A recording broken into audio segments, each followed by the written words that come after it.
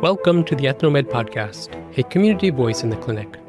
My name is Dr. Duncan Reed, a physician at Harborview Medical Center's International Medicine Clinic and medical director of Ethnomed, a web resource for providers and patients with information for cross-cultural care. Today, we continue our Provider Pulse interview series, where we elevate diverse voices from across healthcare fields to hear the paths people took to their current roles and how their life experiences shape the care they provide. What did I do? Why did I do this? This is so horrible. Because they're yelling at you and everything and everything is rush, hurry up and wait, run over here. It was just no mercy, just yelling at you for any little thing. So during that, I'm why did I sign up for this? I don't remember that guy in the commercial, going through this, given my Oma situation, and what she accomplished despite having a spinal cord injury and raising me. But I think the thing that impacted me the most was the work that she did. So she helped a lot with the ADA movement in the early 90s. And she even had a job. It was called the Center of Independent Living, where she helped advocate for people with a range of disabilities, deaf, blind, on the spectrum, get jobs, have their own little place. But yeah, she was my biggest impact growing up and was the one that lit up just my want to help people. In this episode, we speak with Alexandria Braithwaite, a nurse at the International Medicine Clinic. Alexandria shares her remarkable journey, growing up between cultures, moving frequently as a child, navigating code switching from an early age, and eventually joining the U.S. Navy as a nuclear technician. She reflects on the challenges of military life, her transition into nursing, and how her grandmother, her Oma, who lived with a spinal cord injury and fought for disability rights, inspired her lifelong passion for advocacy. From the reactor rooms of an aircraft carrier to the bedside of patients in the neuro ICU, and now to Harborview's International Medicine Clinic, Alexandria's story is one of resilience, service, and empathy. Whether you are a pre-health student, a practicing clinician, or someone interested in how personal history shapes professional identity, Alexandria's story will stay with you. My name is Alexandria Braithwaite, and I am a nurse here at Harborview. I work at the International Medicine Clinic. And where are you from originally? So I like to claim Chicago. My life was pretty nomadic growing up, so yeah, Chicago. But I was born in Frankfurt, Germany. My father was Army, but I spent the majority of my childhood in Chicago, Illinois. So you were moving around a lot? That's correct. My parents separated when I was quite young, and so I was in between moving with different grandparents, mom trying to move to different parts of the country. And most of your time was spent with grandparents or with your mom? Yeah, with my mom's side. I call her my Oma, my grandma from my mom's side. And how was that experience? It sounds really difficult as a young person. When you're a kid, at least for me, I didn't really recognize how crazy it was. I just thought of it as an adventure. But yeah, looking back, when you hear the stories of other people, how normal, what normal looks like, you definitely start to be reflecting on yourself, maybe that was pretty bad. And reflecting upon it now, does it feel like it was pretty tumultuous? Yeah, sometimes I try not to think about it too much. I used to think about it a lot in my early 20s, especially when I was in the service, this sucks. Why am I in this path? But I learned to just use that experience to just think that, it's made me stronger in different ways. I've been exposed to different things. I have a higher resilience, I feel in some things. Was it hard to make friends? Of course. It was very hard, especially when we moved to New Mexico. When I was in middle school, we moved to New Mexico, and I was in 2 different middle schools and then 3 different high schools because my mom was moving around a lot. So it was really hard to fit in and find your friend group and stuff. And plus, we didn't have a lot of money either. And the internet was starting to come up. So it was really hard to connect with people online because we didn't have the internet. So yeah, it was definitely hard. So you already mentioned a lot of places. Can you just trace us a little bit through which cities you went to? Absolutely. Yeah. So like I said, I was born in Frankfurt, Germany. I don't remember much of it because I came to the U.S. when I was 3 years old. And then we lived in North Chicago, which is a suburb area of the city of Chicago. So I wasn't in Chicago, the city, but we did spend a lot of time downtown once in a while. And then from there, we moved to Oklahoma. I was in Oklahoma City with my mom, and we moved back to Chicago. This time we were in Grays Lake, Illinois. So it's another Chicago suburb. And then from there, we moved to New Mexico. We were in a city, actually a really small city called Las Vegas, New Mexico. So I lived there up until maybe sophomore year of high school. And then from there, I moved to Atlanta, Georgia with my father. So I was in Atlanta until my adult years. And when did you start feeling like you were in a stable place, that you weren't going to move next? Probably never, probably right now, where I have a little bit more control over my life, because even after completing high school, I was pretty lost. And when I joined the Navy, there's a lot of like moving around then too. So I felt like it was never ending. I felt like I had no control of where I was going to live next. But now that I'm out and completed college, have a little job, I feel like I have a bit more control over that. And what memories do you have about childhood? What are the things that stick out to you? Definitely the different worlds. And what I mean by that is, so my father's Jamaican and my mom is white or German. And so being on my dad's side, being exposed to the culture there, and then on my mom's side, it was like totally different, like realms, it almost seemed like. And also how you're treated on both sides too, being interracial. So I definitely remember just being exposed to like how I'm supposed to blend in, depending on which grandparents I'm going to be staying with or visiting. Do you remember particular circumstances when you realized that you had different expectations depending who you were with? Absolutely, especially the way I talk. So like if I would go to my dad's side, they would be like, oh, you talk so white. And then if I spend a lot of time with my cousins on my dad's side, you pick up like the slang and the Ebonics and stuff. So then I would go visit my Oma and my Opa. They're like, oh, don't speak like that. You sound so illiterate, like so bad, So like I was definitely exposed to just learning to be like, okay, well, let me polish up my language or let me adjust my language so that I don't stand out so much depending on which crowd I'm with. How old were you when you were making those discoveries? Yeah, probably like 8 or 9. Yeah, under 10 for sure. Did you have anyone that you could talk to about that? No, not really. So you had to learn this code switching On my own. Yeah. On your own. And then not only that, but you have friend groups that are changing all the time because you're going across the country, moving across. Well, I didn't really have any friends. Most of my friends were my cousins. Those are the ones that I maintain constant contact with, were my cousins. Which side were they from? On my father's side. And how often were you seeing your father's family? Yeah. So when I was in the Chicagoland area, so that includes North Chicago and Grays Lake, where I live, I would visit them actually every weekend, which was really nice. It did get a little bumpy, though, towards the end of my stay in Grays Lake when I was becoming a preteen. You're learning more about yourself, and people make sure that you're aware that you're different, too, and you're really trying to, understand where you fit in the world. So that's when it started becoming really difficult for me mentally. But then when I moved to New Mexico, it got really hard because a lot of those kids in that small town in Las Vegas, they already had their friend groups, and it was predominantly Hispanic. And I do look a little ambiguous, but I don't look ambiguous enough to be considered Hispanic. So they always let me know that. So that was really hard. And because I didn't have that experience growing up in those groups, or at least with Hispanics, it was hard for me to code switch because I was so used to it doing with my family. So it was pretty rocky. Wow, that sounds so difficult. And how was the academic side of things? Did you like school? Yeah, I actually really enjoyed school. I was in chess club through my whole time there.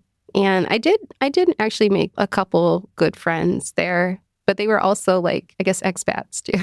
They weren't from the area. There's a huge college there called the Montezuma World College in Las Vegas, New Mexico.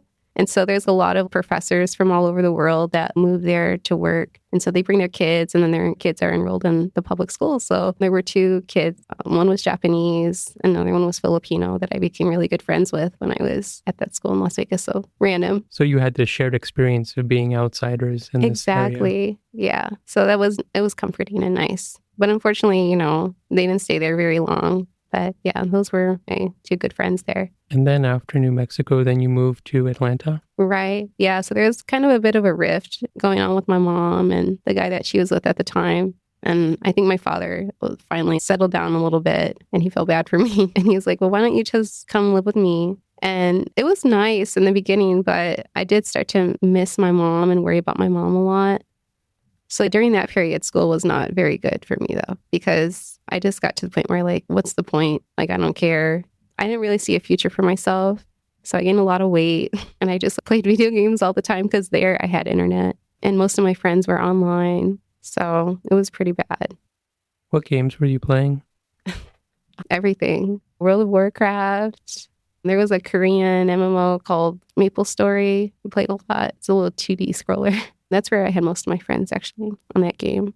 Can you tell me more about the internet friends that you had during that time? I really don't even know if they were who they said they were. We didn't really share too much of ourselves because when we played the game, that was our way of escaping reality. So yeah, I don't really know too much of them. I just know that 2 of them were girls and 1 was a guy. I think the guy was from Brazil and the 2 girls I think were from California somewhere. I don't know. But I mean, you never know, right? And it sounds like what you're describing is that you had so much tumult in your life that you were kind of just shutting down and finding this escape route. Exactly. Yeah. But there was a part of me too that wanted to get out of just feeling that way, you know? And so, not to promote being in the military or anything by any means, but when I did see an advertisement, they showed a lot of them in our school to like get out of your bad circumstances. I did decide, okay, maybe I'll just join the Navy and see where it takes me. Do you remember the ad that sold it to you? I think I remember like the concept of it. It just showed a young Black man, like in a bad neighborhood.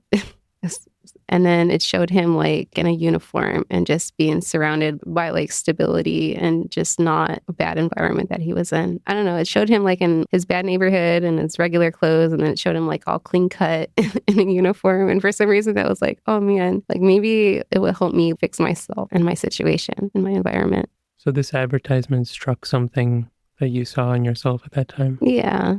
Yeah, because at the time I was with my dad and my stepmom, who I adore a lot, but there was also 3 other children in the household. And it was kind of a culture shock a little bit, you know, because like I said, I was used to code switching a lot, but, you know, I spent the majority of my earlier years with my mom's side. And now I'm like just thrown to stay with my dad's side. So learning the language, the music, really just being in that environment was very different. And we were not in a really nice area of Georgia either. So it was just very different. And how did your cousins and the rest of the families view you? Do you know? Oh, they loved me. Of course, they made fun of me a lot, but they were only allowed to make fun of me. If other people made fun of me, then they would try to fight them and stuff, which is also very, very different from, you know, my mom's side. Just more, I wouldn't say violence, just like a street code where if you mess with my family, you're messing with me. And then it's very different. And do you remember when you made the decision to sign up? I do. Yeah. At this point, I already graduated high school. I was out of high school for like 3 months. I think it was like, I was close to like 200 pounds. I was a pretty big girl. And I'm like, well, let me just see if they'll even like acknowledge me. And the recruiter actually drove out to our neighborhood and picked me up. And I took a test, and thankfully, even though I did poorly in school, I was still decent in calculus and physics, and I did pretty well. And so they're like, oh, you should be a nuke. And so because of that, I guess because it's so hard for kids to qualify to be a nuke, which, by the way, is a nuclear engineer, electronic technician. And anyways, they kind of bypassed my weight issue, and they're just like, well, you just got to work on your weight. You know, we can get you in shape, but like you really should join and be a nuke. And so I was like, okay. And so that's what happened. So in high school, I think you're underselling yourself. You were taking calculus, you were taking physics, so you were taking these quite challenging courses. Yeah. No, I was, you know, I had it in me to do well. It's just I never went to school. I would miss class a lot and just stay home. It's mainly because I would be up all night on my games, and then I wouldn't wake up in time to catch the bus. And my dad just had enough of it. And he's like, well, if you miss the bus, then, you know, I guess you're not going to go to school. And so I was like, oh, great. So, which is probably not the best discipline. But so, yeah, I would just not go to class, go to school. Do you remember any counselors or any like other adult figures that were helping guide you during that time? No, I just remember the one counselor at my high school. She kept giving me letters, and the letters just kept saying like, hey, your parents could get in trouble, or, you know, because you're not going to school. Blah, blah, blah. But nothing ever came of it. I still never went, and my parents didn't really care. My dad, my stepmom. Did you connect with your teachers in high school? The only teacher that I connected with was my chemistry teacher, actually. Yeah, he was really nice. He played chess. And so because I had that hobby, like he would set up a chessboard during lunch, and there were other kids that would come too. And I would come. And so he was like the only one that I sort of had a rapport with because of chess. So sorry, then I skipped through. And then you signed up to the Navy, is that right? Yeah, in 2008. Did you talk to your dad about it? Did you talk to anyone else? Oh, definitely. Yeah, because, you know, he was Army, and he was like, oh, you're not going to make it. Like, there's no way.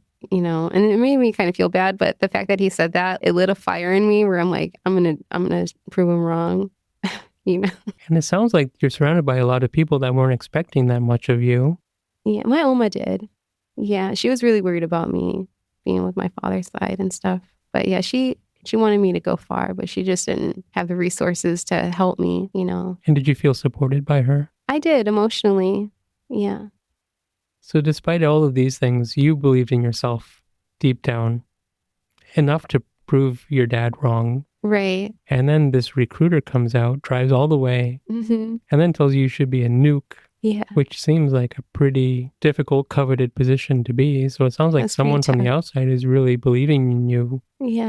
And there was a senior chief too in boot camp that, she was rough, but she was mainly the biggest pusher too, like for me to work harder physically and get me into shape. So you signed up, and then what happens? Oh, they put you on a bus. Well, for me, it was on a plane. They flew us out to Great Lakes, Illinois, which was nice because a lot of my family were still out there because it's the Chicagoland area. And they cut my hair really short and they took all my stuff and gave me a uniform and we couldn't talk or anything. And we got a bunk and it was just, yeah. How are you feeling on that plane flight? Can you describe it a little bit? What did I do? Like, why did I do this? This is so horrible. Because they're like yelling at you and everything and, and everything is like rush, like hurry up and wait, like run over here, run over here. Was it like a cargo plane or did they at least give you a seat? It was actually a commercial plane, but they just had us all sit in the back. And then there was, I don't know if he was a first class or a second class, but he was with us and he was the one like shouting at us. And the regular civilian passengers were like looking at us, feeling bad for us. But so you're on a commercial plane, but they already made it certain that you felt like right. you were in a different world. And it was even worse once we got on the bus too. So once they picked us up from the airport, it was just no mercy, just yelling at you for any little thing, and we were really tired. A lot of us were really tired. So we were like dozing off and they would yell at us for like dozing off. And it was just really bad. So like during that, I'm like, why did I sign up for this? I don't remember that guy in the commercial, like going through this, Do they not advertise that part? Oh, of course not. So then that's your rude awakening to this thing is just getting shouted at. Yeah. How did the next days and weeks go? It was rough. I didn't eat anything actually the first week. And it got really bad where they sent like a medical officer to check on me to make sure I was okay. I was probably a diabetic and I didn't even know it. Who knows? Because I was like so obese. I never saw a doctor or anything during my high school years. But I like made it and got through it and I was losing a lot of weight. And at first I hated running. And then there was something in me that was like getting excited to run after a while. And then I was just like addicted to it, And this was boot camp. This is boot camp, yeah. What's a day in boot camp look like? Oh, you wake up around 4:30, iron your clothes or your uniform, eat breakfast, and then we do marches. We learn cadences. It's mostly like silly stuff, like learning how to like organize things in your lockers, constant inspections on anything at any moment. And then, of course, a lot of PT, or like, well, we call it PT, but here it's like physical therapy. But PT is like where you're working out. So, yeah. That's pretty much. But it sounds like the unexpected thing is that you started enjoying running or looking forward to some of this physical exercise. Yeah, we would run, especially in nuke school. When I got in nuke school, we would run 5 miles a day. And, in the beginning, I hated it. But after a while, I was looking forward to it. I was getting excited, to do it. I think it was releasing endorphins or something in my brain. And I'm like... How are you dealing with the yelling and the harassment and the control? Yeah, in the beginning, I took it to heart. I personalized everything. But after a while, I learned to just like void it out and not taking it personal and just sort of like be present, but not really be that present, if that makes any sense. And I think it's helped me a lot in life too. Like, even walking around here, when you see people like screaming and yelling, everyone's like looking at them or scared. And I just like, whatever, which is probably not really good. But yeah. Can you explain a little bit more what's going on? When you do that, when you're present, but not really present? I don't know. Like, I think it's just maybe a way of my mind conditioning itself of being in like hostile environments or just being surrounded by craziness. Because even on deployments and stuff, because I worked in the belly of the ship where we controlled the reactor power. And so we did a lot of the steam functioning for the catapults and stuff for the jets. It was really noisy and loud. And it's startling too. So you can't be like jumpy all the time, even listening to that. And when the jets land, it would be really loud too. So I just like learned to like tune out like really loud things, which is really kind of bad, because that's like a natural reflex of you just like, oh, what was that? And I'm like, So even stepping back, you went to nuke school. So you did your basic training.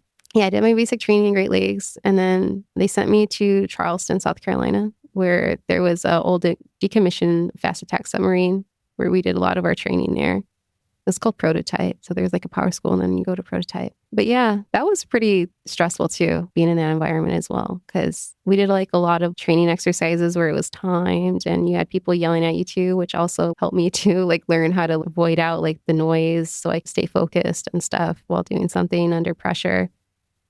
So that whole training stint was 2.5 years. And then I got stationed to my first ship, which was the Abraham Lincoln. That was at the time stationed in Everett, Washington. So not too far from here. And you lived on the ship. And then my first deployment, it was supposed to only be 9 months, but it got extended twice. So it ended up being a whole year. And then I ended up here. And I remember my mom actually came out to visit me and she's like, "You're so institutionalized." Because I would just like stare out into space, like just not really knowing how to communicate with people really. I mean, I had like friends, like your comrades, your sailors, but it was so different. It was always work related and your whole like existence was just to make sure the reactor was safe and working properly and stuff. That's all you cared about. So yeah, like coming out into the real world after deployment was like really weird. How did you feel when you were deployed for the first time? Was it exciting? Did you feel like... No, it was not exciting at all because, I can't play games. You're also on an 18-hour schedule too. And so you don't get a lot of sleep and the food's horrible. And yeah, it was everything, every aspect of it was horrible. So. Yeah. And then what was your job specifically? Yeah, so I was a nuke electronics technician. So what I did was I did a lot of the troubleshooting and maintenance on the drive rod mechanisms. So we did a lot of the troubleshooting on the actual mechanism for that. And so we were constantly just running like tests and stuff on them. And then we also did a lot of the coolant maintenance as well. So yeah, a lot of like temperature monitoring and stuff like that. But just to point this out, super critical. So you're at the 2 nuclear reactors of an aircraft carrier. Yeah, it was a lot.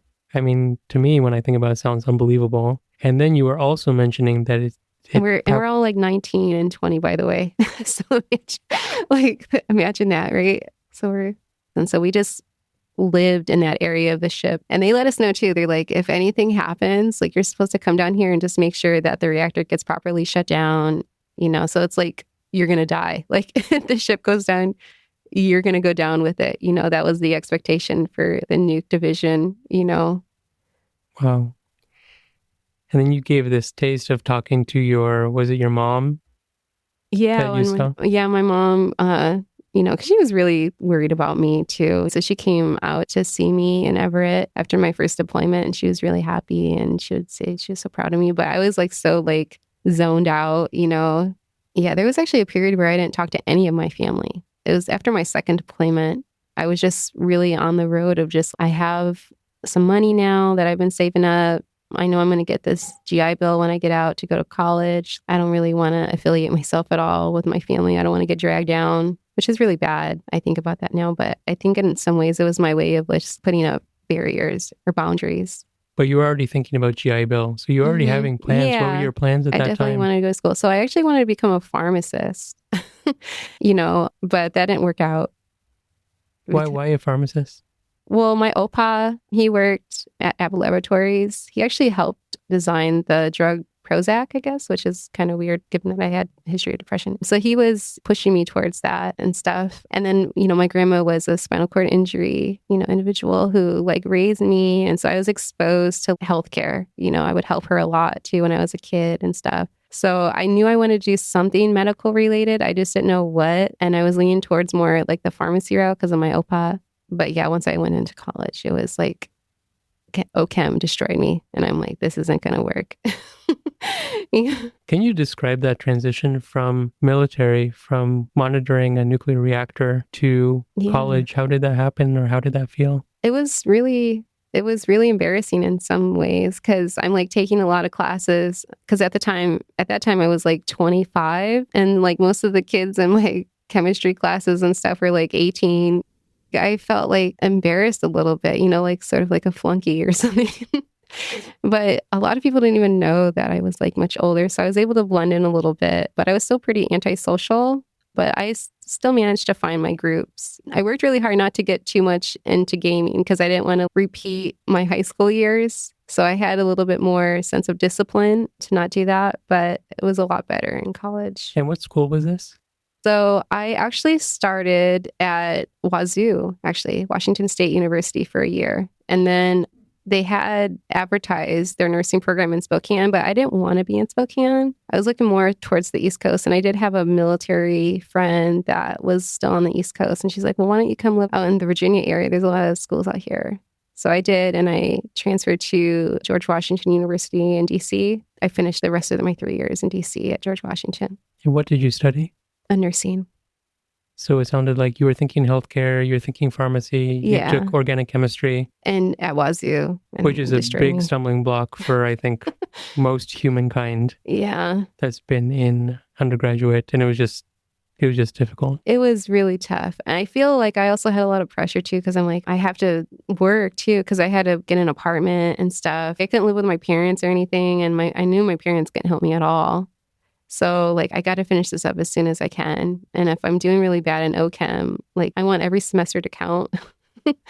So I felt a lot of pressure to make sure that if I'm going to pick something, it's going to be worth it and I can finish it and complete it. What work were you doing during this time? Yeah, I worked everywhere. I worked at a Taco Bell. I feel like my favorite job was working as a pharmacy technician at a grocery store. I had that job the longest. So I was doing fast food jobs. So working really hard, supporting yourself, and then your no-nonsense attitude too, right? You're like, you're going to make this count. Yeah, I was like, I have to like complete this. I have to get a job so I can support myself. And then you graduated with this degree in nursing, and then what did you do then?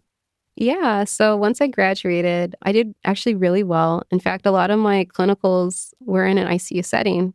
I actually started in a cardiac ICU at Adventist Hospital near Baltimore. So I was working there for a year. And then I got married and I moved around a little bit in DC because of his job. So then I just started working in a med-surg unit, which I regret so much, leaving the cardiac ICU. Because I actually had like a whole little plan going from there. But anyways, I worked at a med-surg unit in DC at George Washington University Hospital. So I was there for 3 years up until the start of COVID. And then that's when I got my divorce. And then I moved with my mom, who at that time was living in Springdale, Washington, which is the boonies of Washington, right? So I did travel nursing, med-surg travel nursing, and the 3 little hospitals out there. And I really liked that too. But I was like, I'm feeling so stagnant in my career. Like I want to move forward. So I applied to Harborview's ICU program and they accepted me right away. And I moved out here alone with my cat and just started my life here in Seattle, working at the neuro ICU, which I really enjoyed a lot. It was just the hours were so horrible and it was very sad too. Just backing up, you said you had a plan and you were working in the ICU on the East Coast. Yeah. Can you tell me how that transition to being an ICU nurse was from thinking even just from school and from military background? So when I realized that I wanted to become a nurse because I couldn't get into the pharmacy program, I thought, well, you know what, maybe I should do oncology nursing. You know, I'm really familiar with radiation, you know, like I might be radiating myself. And I think it's just so beautiful that we're like harnessing radiation to help people, you know, with chemo treatments and stuff. And then in nursing school, they allow you to go to different specialties and whatnot. And I did oncology, but it was in a pediatrics unit. And I'm like, oh, this is just so sad. Like, there's no way I can do this. So I'm like, well, let me try the next step. So then I was looking into like different advanced nursing programs. And I really like the CRNA path. I actually got to shadow a CRNA too for a little bit. And I really liked it. It kind of reminded me of being a reactor operator a little bit in a way, except the reactor is the human. You know what I mean? And so I got into the cardiac ICU, which is the first step to becoming a CRNA. And I really enjoyed it a lot. It was very stressful. And there were sad parts about it too. But it was just really interesting to see how the human heart works and stuff like that. When I got married, though, I sort of took the back seat a little bit because I wanted to support my then husband and just, move where he was able to get a job and stuff like that. So I had to leave, unfortunately. And I went to med-surg, which was good. And I learned a lot in med-surg too, but it was definitely rough. I felt like my social skills got a little bit better in med-surg because you have to talk to people. And it was different. How was the day-to-day working as a nurse in med-surg or either? Well, med-surg, I felt like I was just passing medicine. Like I didn't even really get to incorporate any kind of nursing skill. It almost seemed like, because we were always so busy at that hospital. We had 7 patients and, sometimes you're like managing discharges too. So then you'll just get a fresh patient again. And it was during the day too. So it was very, very busy. But yeah, I was just passing meds, doing your assessments. And a lot of the assessments are just like, okay, are you breathing? Are you able to walk? Can you fall? And then you just like chart, which was insane doing that for 7 people 3 times a day. And then you had this huge personal rupture in your life. Then you go out, you live with your mom. When was the last time you lived with your mom?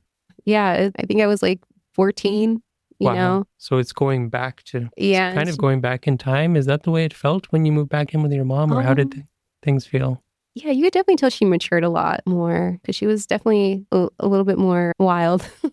Because I was mostly with my Oma, it's just, she was like a party woman, But yeah, it's very different because, now she's more settled and she met like an older guy and, they had a little farm. Well, he had a farm and so she helps him with it and stuff. So very different, very, very different. And you were doing some travel nursing. Then you applied for this job and then they said, oh my goodness, this person is so qualified. Let's get her into the neuro ICU at Harborview. I don't know if that's how they said it, but I think maybe they were just really like, she did ask me, she's like, are nights okay with you? She did let me know I would be doing nights. So it wasn't like a surprise. And I did say, yeah, that's fine. And I think it was mostly because I wasn't really aware what nights meant or like incorporated, you know what I mean? But yeah, it was great coming here and working in the neuro ICU. I loved my team. I loved everyone I worked with. Yes, the patient situations were really sad, but there were a lot of rewarding ones too. And it was really special being part of that process of someone coming in, with a spinal cord injury. And then it wasn't always good to just project my feelings with my grandma with those patients, but it definitely helped me be extra compassionate. You know what I mean? Because I know, like, I don't want to say I know, but like I could understand a little bit what they're going through.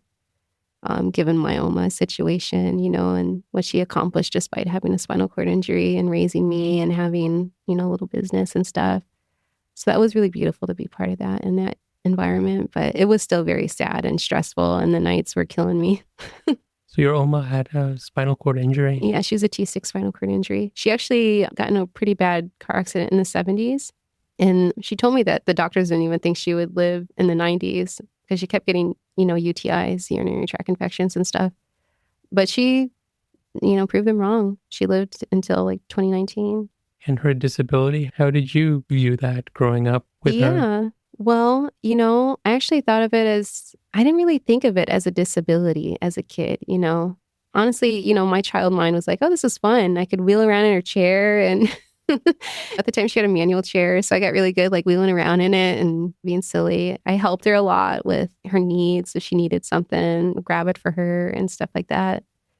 But I think the thing that impacted me the most was the work that she did. So she helped a lot with the ADA movement in the early 90s.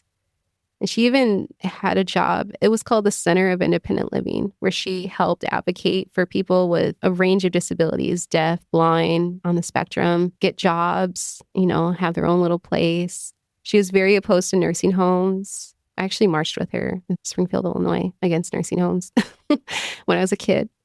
But yeah, she was my biggest impact growing up and was the one that lit up just my want to help people, if that makes any sense. Well, she sounds like an extraordinary person. Yeah, she was. She was great. And then you stumbled so kind of accidentally in neuro ICU. Yeah. Not necessarily seeking it out. Right. And then it made you remember all of that. Yeah. Everything that your grandma was going through and had newfound respect for that. Exactly. Yeah, exactly. And my Opa was a big part too. He was the intellectual and stuff. And he was always trying to push me to But he also acknowledged when I was getting, obviously really depressed and sad. And he was very proud of me to join the military too, but also very sad that I had to go that route first. I wonder too, having the experience of having your Oma having a spinal injury, maybe when you're seeing some of these patients, you're realizing the possibility of a normal life for them. Is that something that you consciously were processing? Sometimes I would even mention it to them too. There was one gentleman, he was really young too, in the ICU, neuro ICU. He got into an accident and he's like, oh, what's the point? Like, why should I bother? And I'm like, well, my grandma actually had the same injury as you. He was also a T6 and she raised me. And he's like, really? And I told him all the things that she did. And he was just so amazed. And he would actually like ask for me to be his nurse again, which I thought was really sweet. But yeah, a lot of people, when I like open up to them about my grandma, she actually inspired them, even though she's no longer around. I never told them that she died, though, at that point, but they were like always really inspired by her too. So then you mentioned this is intense work. You're working nights. Yeah. Stressful. How are you doing personally during this time? I did a lot of running. My life was pretty boring. My life just revolved around work, which I think contributed to my burnout too, which is unfortunate because I didn't have a really good work-life balance because I didn't really have a life because I chose not to have a life, I guess.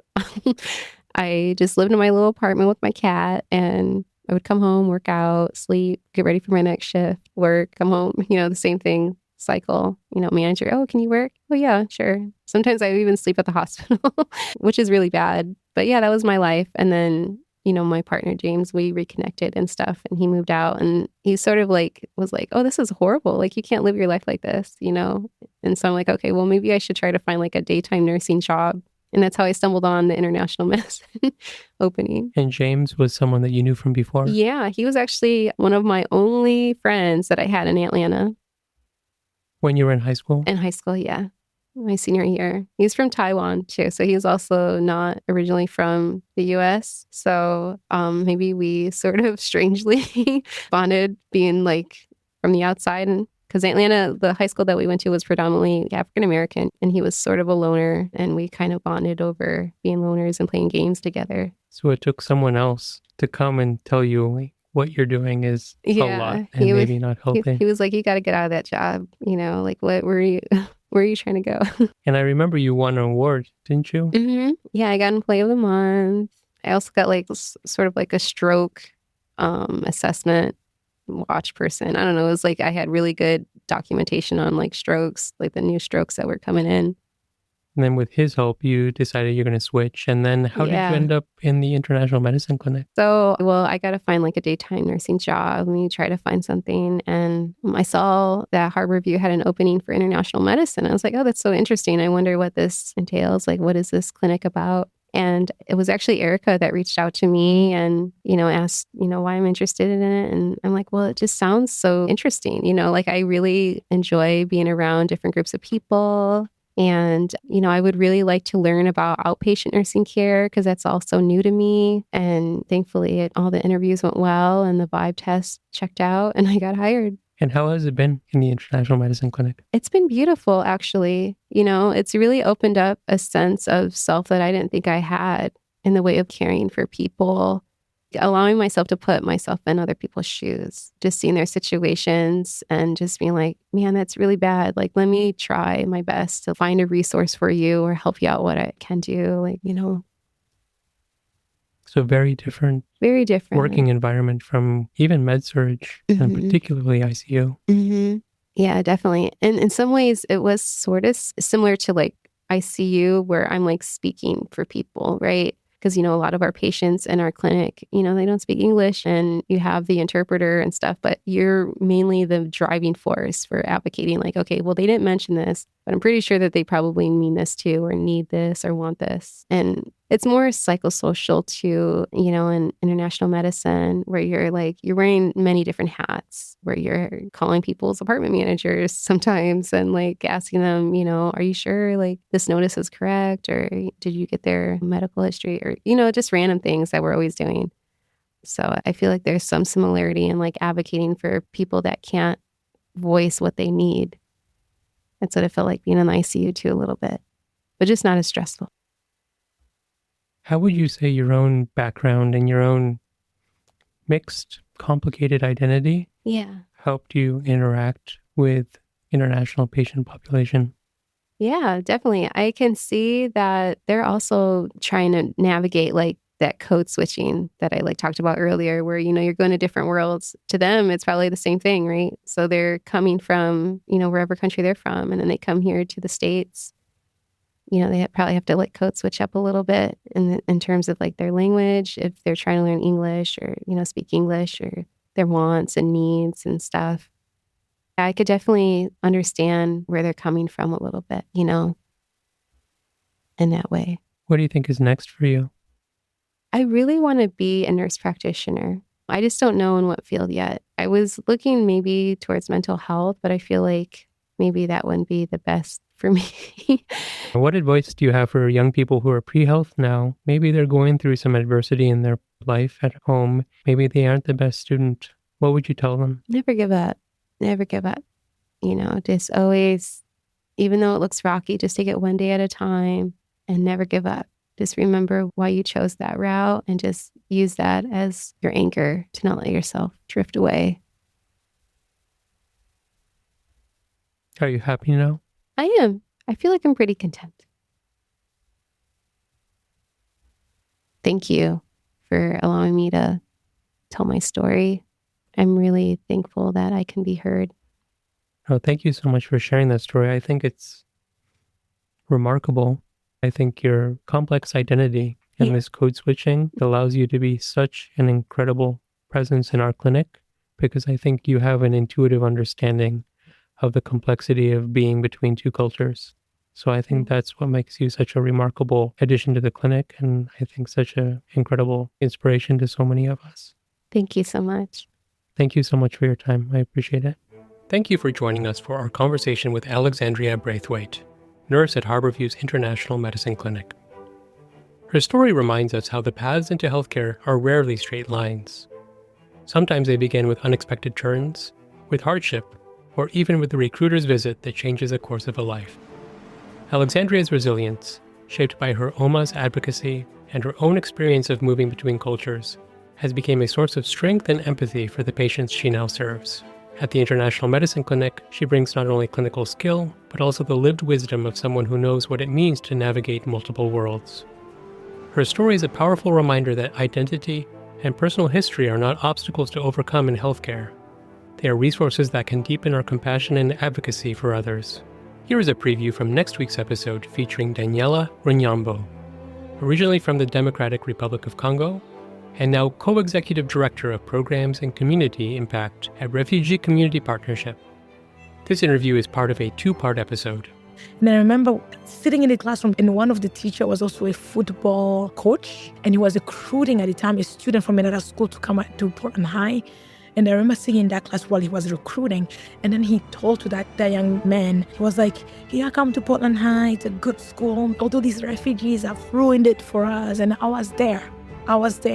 And he was like sharing all this, like how these refugees have ruined the reputation of the school, but the school was still good. And I remember that kid looking at me, and the teacher was like, "Oh, don't worry about her." So that was like my high school. When I got to college, I kind of relaxed a little bit too much that I needed to, because it was like fight. Oh, I can't fight. I don't have to fight. Oh, relaxed. And that I regret, because the difference between the American education and the Central African education is that in the US, everybody has potential to do great, but it takes some self-discipline. If you're disciplined enough, it doesn't matter your capacity, you can achieve greatness. Thank you for listening to the Ethnomed podcast, a community voice in the clinic. If you enjoyed today's episode, please share it with a colleague or a student who might be inspired by Alexandria's journey. You can find more episodes on Spotify, Apple Podcasts, or wherever you listen. Be sure to visit our website at ethnomed.org for additional resources. Also, follow us on YouTube and Instagram at ethnomeduw and on LinkedIn. Do you have comments or suggestions? We would love to hear from you at ethnomeduw@uw.edu. Thank you, and see you on our next episode.